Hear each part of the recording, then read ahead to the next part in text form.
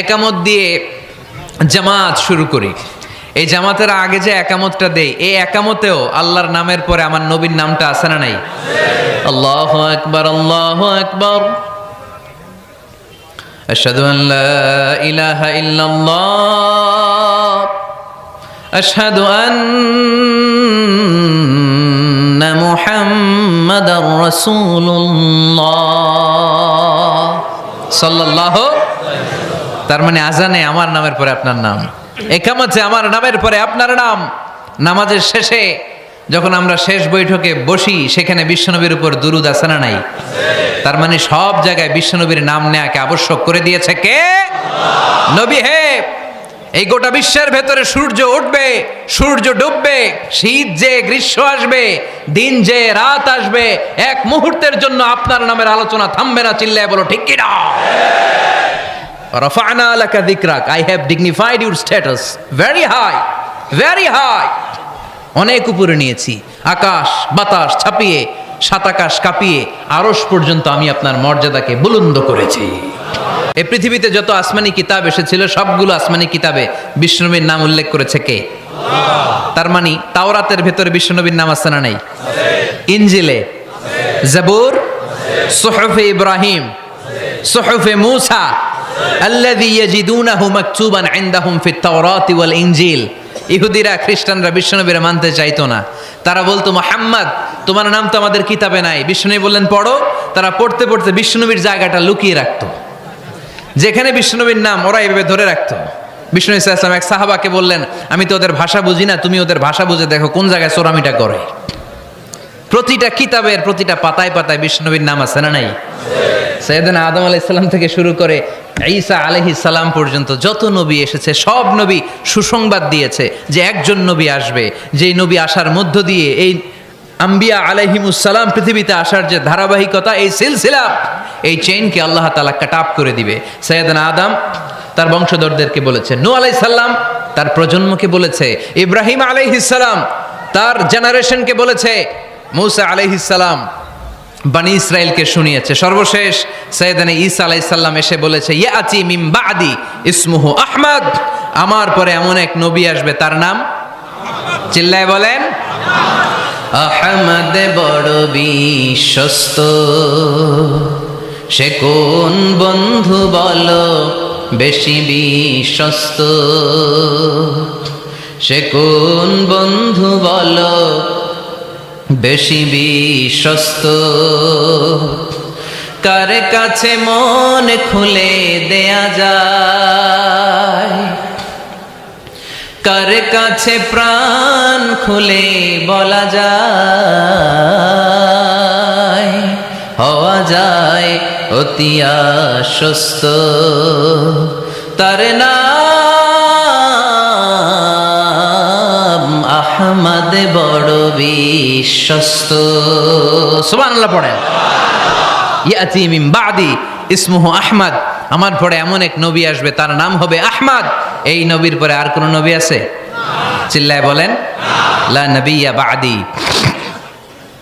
ওয়ালা রাসূলা, আমার পরে কোনো নবীও নাই, আমার পরে কোনো রাসূলও নাই। তবে আমার পরে যদি নবী হওয়ার যোগ্যতা কারো থাকে, আমার ওমরে ফারুক নবী হওয়ার যোগ্যতা রাখে। কোন নবী নাই, খাতামুন নবিয়্যিন, আমার পরে কোনো নবী নাই। তার মানে বিশ্বনবীর জীবনে 3 নম্বর নিয়ামত হলো রাফা'না লাকা যিকরাক। মর্যাদা আমি বাড়াতে বাড়াতে বাড়াতে বাড়াতে নবী অনেক উপরে নিয়েছি। আবার আল্লাহ আমাদেরকে ডেকে বললেন, ও ইমানদার বান্দারা শোনো, আমি স্বয়ং আল্লাহ তাআলা আমার ফেরেশতা বাহিনী নিয়ে এই নবীর উপরে স্বয়ং আমি দুরূদ পড়ি। ইন্নাল্লাহা ওয়া মালাইকাতাহু ইউসাল্লুনা আলান নবী ইয়া আইয়ুহাল্লাযীনা আমানু সাল্লু আলাইহি ওয়া সাল্লিমু তাসলিমা। পড়েন আল্লাহুম্মা সাল্লি আলা মুহাম্মদ ওয়া আলা আলি মুহাম্মদ কামা সাল্লাইতা আলা ইব্রাহিম وعلى آل إبراهيم إنك حميد مجيد اللهم بارك على محمد وعلى آل محمد كما باركت على إبراهيم وعلى آل إبراهيم إنك حميد مجيد চিৎকার করে পড়েন সুবহানাল্লাহ। এমন নবী যে নবীর উপর আল্লাহ নিজেই দুরূদ পড়ে, ফেরেশতারা পড়ে, এজন্য আমাদেরও পড়ার দরকার আছে না নাই? আবার আল্লাহ বললেন, নবী আপনি এমন নবী যেই নবীকে আমি হাউজে কাউসার দিয়েছি, লক্ষ লক্ষ নবীদের কাউরে কিয়ামতের দিন আমি হাউজে কাউসারের মালিক বানাবো না, শুধুমাত্র কেবলমাত্র একমাত্র আপনি ছাড়া। ইন্না আ'তাইনাকাল কাউসার ফাসাল্লি লিরাব্বিকা ওয়ানহার ইন্না শানিআকা হুয়াল আবতার। সুবহানাল্লাহ পড়েন। এই হাউজে কাউসারের পানি খেতে চান? পান করতে চান? বিশ্বনবী না দিলে খাইতে পারবো আমরা? হাউজে কাউসার পান করতে চান কারা? হাত তুলে দেখান।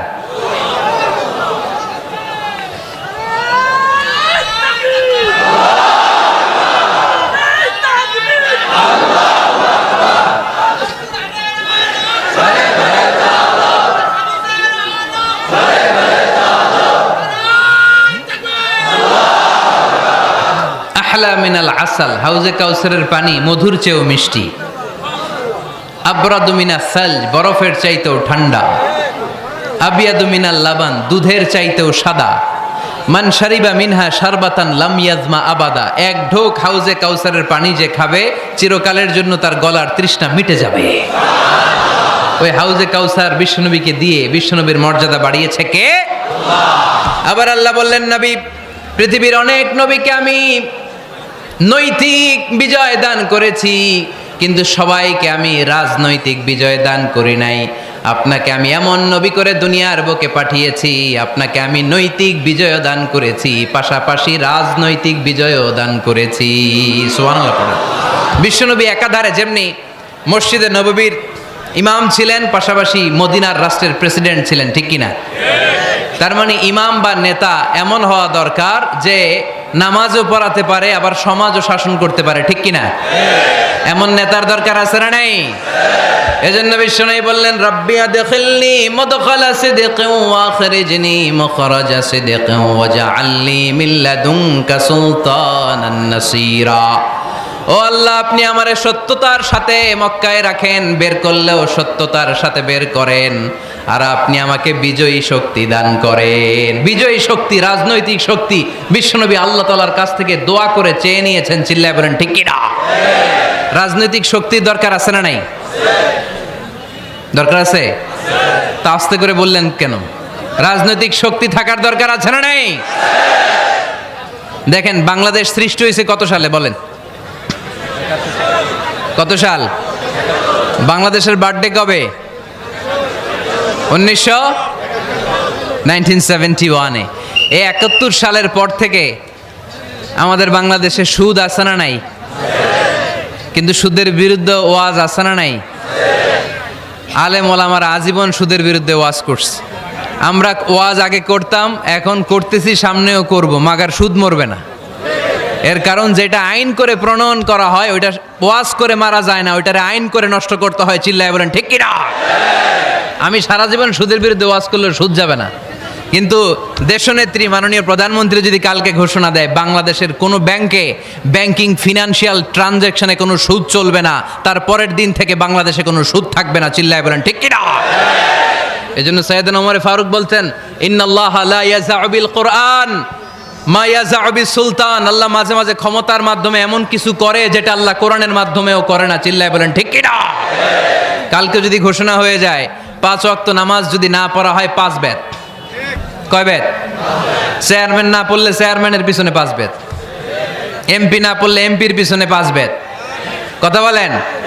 মাননীয় প্রধানমন্ত্রী যদি এটা ঘোষণা দিয়ে দেয় যে কালকে থেকে নামাজ না পড়লে 5 বেত, এটা সবার জন্য এই আইন। একটা বেনামাজি খুঁজে পাওয়া যাবে? সব কই দৌড়াবে? মসজিদে। অজু থাকলেও দৌড়, না থাকলেও দৌড়। কারণ মায়ের উপরে কোনো ওষুধ আছে? কথা বলেন? কারণ মায়েরে ভিটামিন আছে, মায়েরে কি আছে? এজন্য ইন্নাল্লাহা লা ইয়াযাউ বিল কুরআন মা ইয়াযাউ বিস সুলতান। মাঝে মাঝে আল্লাহ ক্ষমতা দিয়ে এমন কিছু করে যেটা মাঝে মাঝে আল্লাহ কোরআন দিয়েও করে না। এজন্য অনেক নবীকে নৈতিক বিজয় দান করলো, বিশ্বনবীকে শুধু নৈতিক বিজয় নয়, পাশাপাশি রাজনৈতিক বিজয়ও দান করেছে কে? তিনটা নিয়ামতের ঘোষণা দিয়ে আল্লাহ বললেন, আলাম নাশরাহ লাকা সাদরাকা ওয়া ওয়াদা'না আনকা বিজরাক আল্লাযী আনকাযা যাহরাক ওয়া রাফা'না লাকা যিকরাক। পড়েন সুবহানাল্লাহ। নবী হে, আপনার মর্যাদা আমি অনেক বাড়িয়েছি। আপনার কথা শুধু মুসলমানেরাই বলে না, হিন্দুরাও বলে, আছে না নাই? গতকাল এক হিন্দু ভাই আমার হাতে হাত রেখে শাহাদা বাক্য পাঠ করে গাজীপুরে মুসলমান হয়ে গেছে। বিশ্বনবীর কথাগুলো যখন তারা শোনে, তারা নিজেদেরকে ধরে রাখতে পারে না। আপনারা মহাত্মা গান্ধীর নাম শুনেছেন?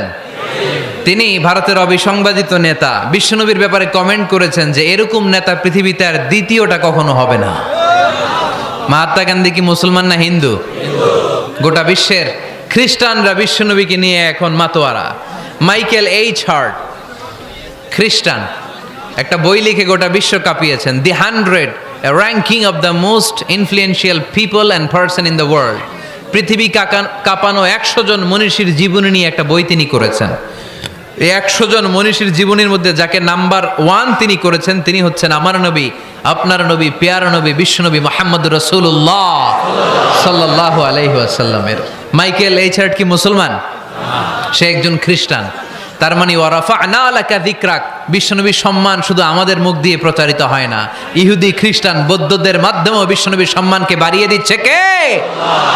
I have studied him, the wonderful man, in my opinion, far from being antichrist, and he must be called the savior of humanity. খ্রিস্টানরা বলছে আমরা এই মুহাম্মাদের জীবনী গবেষণা করে পড়েছি, তাকে খ্রিস্টান বিরোধী বলা তো দূরের কথা, তাকে মানবতার ত্রাণকর্তা বলতে হবে। তিনি গোটা বিশ্বের জন্য সুপারম্যান হয়ে পৃথিবীতে এসেছে। As a father, as a teacher, as a lawgiver, as a lawmaker, Muhammad is the superman of the world. স্বামী হিসেবে, পিতা হিসেবে, নেতা হিসেবে, নবী হিসেবে মুহাম্মদ ইসলাম সাধারণ কোনো মানুষ নয়, তিনি গোটা বিশ্বের জন্য সুপারম্যান হয়ে পৃথিবীতে আগমন করেছে। ওয়া রাফা'না লাকা যিকরাক, নবী দুশ্চিন্তা করবেন না, টেনশন করবেন না, আমি আপনার সম্মানকে বাড়িয়ে দেব। এই তিনটা নিয়ামতের বর্ণনা সূরা ইনশিরাহের ভিতরে বর্ণনা করলেন কে? এরপরে রাব্বুল আলামিন বিশ্বনবীকে নিয়ামতের বর্ণনার ঘটনা শুনিয়ে বিশ্বনবীকে সান্ত্বনা বাণী শোনাচ্ছেন আর পড়ছেন, ফা ইন্না মাআল উসরি ইউসরান, ইন্না মাআল উসরি ইউসরা। নবী গো, নিশ্চয়ই কষ্টের পরে আছে আনন্দ, দুঃখের পরেই আছে সুখ। সুবহানাল্লাহ। কষ্টের পরে আনন্দ, দুঃখের পরে।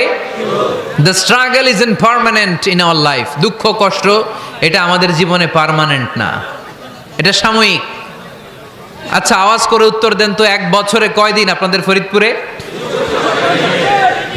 কয়দিন? 365 দিন। গত 365 দিনে না খেয়েছিলেন কয়দিন? 20 দিন, 30 দিন। তার মানে অল্প কিছুদিন না খেয়েছিলাম, সারা বছরই খেয়েছিলাম, ঠিক কিনা? আচ্ছা, তো 365 দিনে অসুস্থ ছিলেন কয়দিন? 4-5 দিন, কিংবা 20 দিন, কিংবা 1 মাস, কিংবা 56 দিন, কিংবা 65 দিন। তার মানে বাকি 300 দিন আরামে ছিলাম কি ছিলাম না? তার মানে আমাদের জীবনে দুঃখ বেশি না আনন্দ বেশি? সুখ বেশি না কষ্ট বেশি? এজন্য আল্লাহ বললেন, খবরদার, মুমিন কখনো হেরে যায় না, মুমিনের হারাবার কিছু নাই। মুমিনের জীবনে যদি আনন্দ আসে, মুমিন শুকরিয়া করে, শুকরিয়া করলে সওয়াব আছে না নাই? আর মুমিনের জীবনে যদি দুঃখ আসে, মুমিন সবর করে, ধৈর্য ধরে, ধৈর্যেও সওয়াব আছে না নাই? তাহলে আমাদের সব দিক দিয়েই তো লাভ। আনন্দের দিনগুলাতে শুকরিয়া করব, আর দুঃখের দিনগুলাতে ধৈর্য ধরবো, দুইটার মধ্যে সওয়াব আছে না নাই? এজন্য বিশ্বনবী বললেন, আজাবান লি আমরিল মুমিন, মুমিনের বিষয়টা খুবই আশ্চর্যের। ফাইন আসাবাতহু সাররাউন শাকারা, মুমিন যদি আনন্দে থাকে সে শুকরিয়া করে, শুকরিয়া করলে লাভ আছে না নাই? ওয়াইন আসাবাতহু দাররাউন সাবারা, আর দুঃখে পড়লে সে সবর করে, ধৈর্য ধরে, ধৈর্য ধরলে সওয়াব আছে না নাই?